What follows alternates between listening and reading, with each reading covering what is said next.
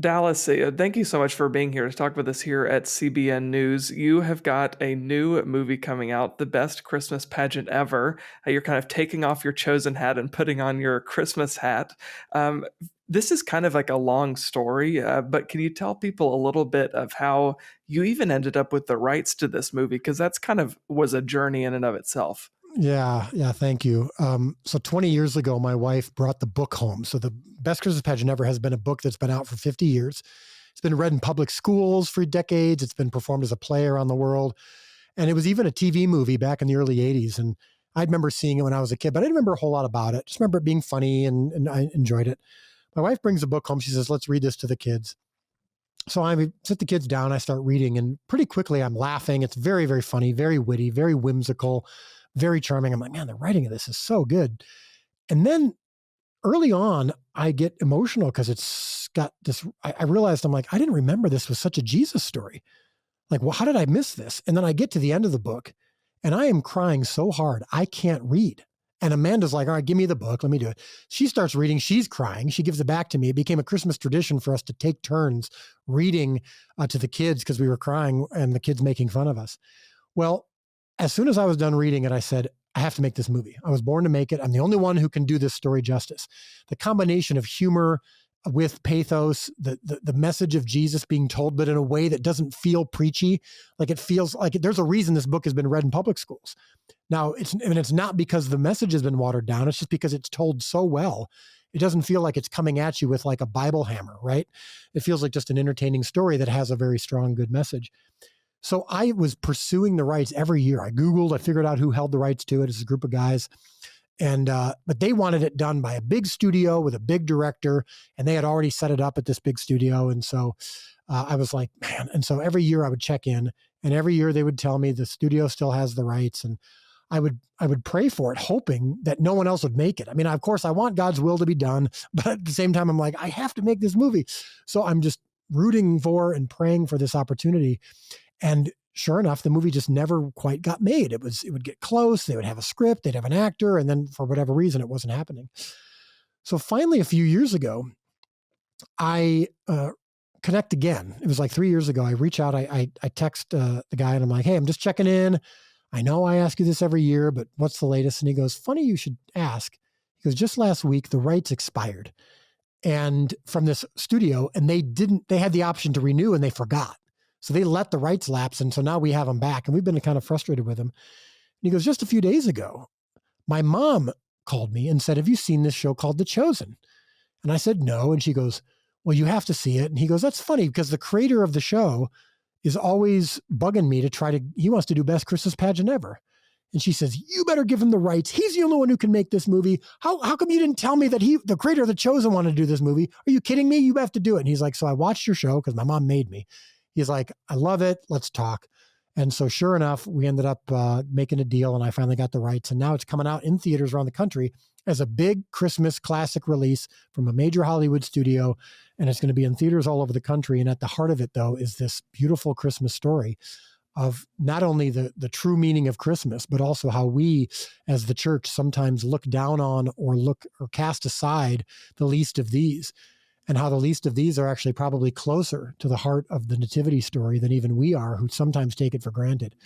And so, I don't want to use the word dream come true. Maybe I would use the words like calling fulfilled to see this movie finally come to life. Now, the fact that I'm even talking to you about it is in and of itself a miraculous thing that I didn't know was ever going to happen.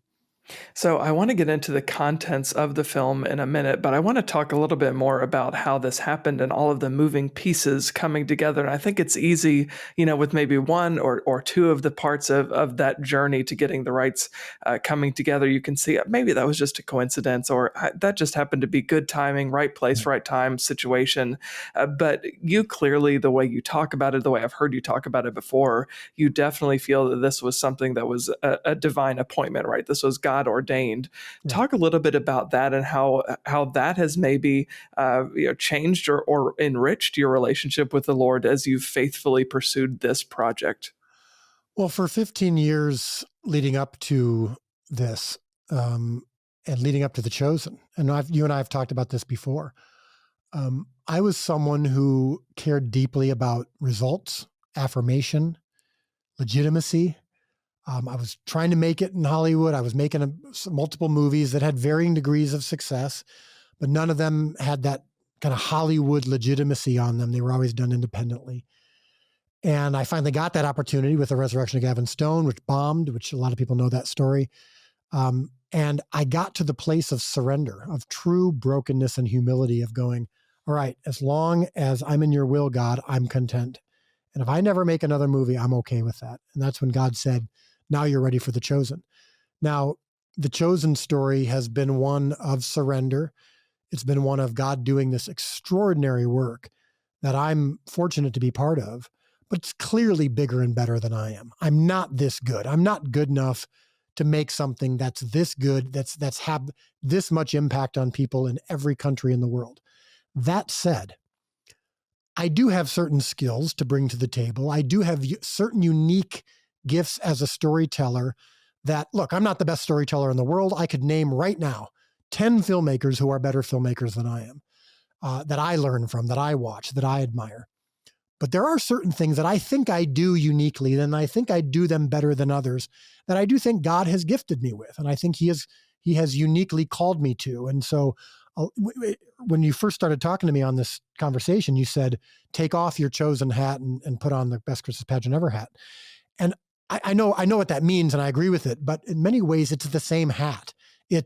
I feel like I'm uniquely called to telling the stories of Jesus, telling the stories of God with us, Emmanuel, but from a different and unique perspective.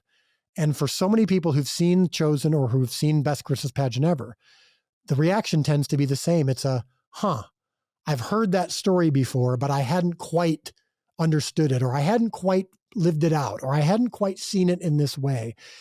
And that's what God has tasked me with. And so when you talk about coincidences and stuff like that, I go, the reason I don't think it was a coincidence is because I think that for whatever reason, and I'm going to find out in heaven, God has tasked me with certain things, and he was going to prevent it from happening with someone else, or he was going to prevent me from doing it at a time in my life when I wasn't ready, or I wasn't broken or surrendered enough. And so the timing of The Chosen, the timing of Best Christmas Pageant Ever aren't coincidences, because I know that 10 years ago, I would not have known how to handle this. And I probably wouldn't have made as good of a product, because I wouldn't have been quite as surrendered to God in the process of it. Whether we're talking about The Chosen or we're talking about the best Christmas pageant ever, I think something to your point about the skill set that you bring to the table is you do bring a fresh perspective and a fresh look on the stories of Scripture and on this novel that's been around for years and years and years. But the thing about your work is that it is still authentically true to Scripture. It's authentically true, in this case, for the Christmas movie, to the gospel message. And I want to ask you what your method was in creating a film that was true to the narrative of the novel, which is, of course, true to the message of the gospel, while also being pretty timelessly Christian. You can tell watching the movie that it is a timelessly Christian movie, but it's also really kind of classically Christmas too. It feels very much like a classic Christmas movie that's been around since I don't know, the 80s or the 90s, when so many of those great films came along. So talk a little bit about, as a filmmaker, some of your strategy to blend those two things. That's a great question. I will say, and I'm not trying to be falsely modest, so much of that is in the writing of the book. Barbara Robinson gave a tremendous gift to the world and to our faith in writing a book that somehow, and I don't know that I could do it myself. I mean, I think I'm fairly good at it, but she wrote a book that is so funny and so charming and so whimsical and yet so meaningful, without it ever feeling like it was trying to preach to you. It didn't feel like homework. It didn't feel like a church movie. So I give so much of the credit to her. Now, in making the movie, how was I able to, and I believe this has been the case from people who've seen it, Christians and non-Christians, and from the actors who took the role on, even though some of them aren't believers, how was I able to kind of capture that in the movie and also maybe even add to it a little bit? I do think that there's something about Christmas that everyone, except for a handful of, whether it's Scrooges or whether they're woke or whatever it is, who might be opposed to the, I don't know, they'll come up with some adjective to describe why Christmas is damaging or racist or something like that. But for the most part, everyone loves Christmas. And everyone is willing. I mean, Frank Sinatra is singing Jesus songs around Christmas. No longer, of course. I don't know if you've heard, but he's no longer with us. But everyone, I mean, people, famous pop culture superstars sing Jesus songs around Christmas. And so there's something about that gives you permission to talk about the meaning of Christmas without it feeling like you're trying to crowbar it in at the wrong time or place. So I do think I think I also have the fortune of telling a Christmas story, which around Christmas, people are more accepting of it. You see it with like Snoopy, Peanuts, Charlie Brown, the Christmas story. It is the Jesus story. It is the message of the Gospels. And yet when you combine humor, when you combine classic storytelling techniques, somehow people are okay with it. I also think that because it's set in a church and because it's set in a Christmas pageant, even non-churchgoers who go to church around Christmas, it doesn't feel churchy because they're like, well, I want to know what a church would do around Christmas time. I want to know what a church looks like. I think that this movie also is honest about church. I think we show some of the weaknesses that we sometimes have as churchgoers, some of the judgments that we give.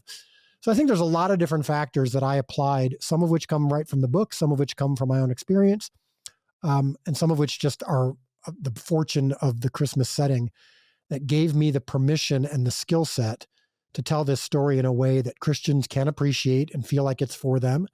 And we don't water down the message of the last words of the movie are "Unto you a child is born." The movie ends with Blake Shelton singing, "Go tell it on the mountain that Jesus Christ is born." So this is not a watered down Jesus story. But at the same time, people who aren't traditional believers, I think, can feel nostalgic about it, can appreciate it, and can see themselves on screen as well. Yeah, for sure. Well, okay, so in addition to the breaking news about Frank Sinatra no longer being with us and recording new music, we're also wrapping up a presidential election. So this movie is going to be coming out right after either Donald Trump or Kamala Harris or some unknown person that has yet to enter the race has decided that they want to run.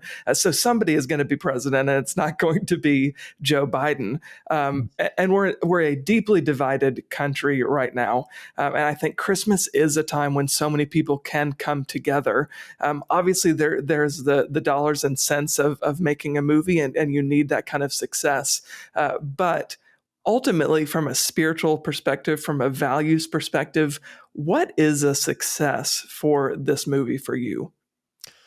Oh, man. Well, I have changed who I am and how I define success.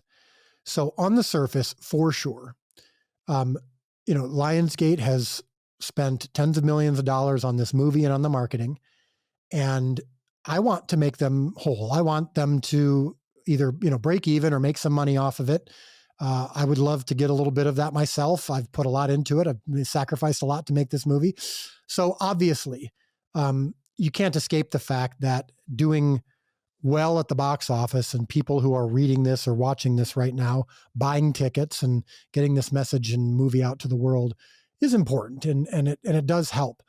But for me, the fact that I've already gotten a chance to make this movie that I was pursuing for 20 years, the fact that I have been able to, and to give Lionsgate credit, to allow me to tell the story with this message, and they didn't ask me to water it down.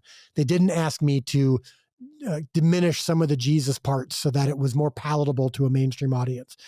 They embraced the story. So it's already proven to be a success.